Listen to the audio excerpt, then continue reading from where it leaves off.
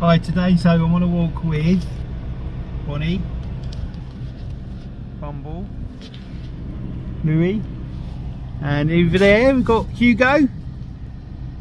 There's Hugo, and Walty's down there as well somewhere.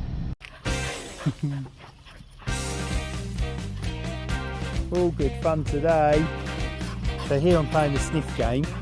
So when you've got hyper dogs when they just go out of the car and all excited, rather than running around like nutcases, I scatter some treats down, just tiny bits that they use their nose for, and it calms them down, burns a bit of energy, gets them all happy, as you can see, sniffing around looking.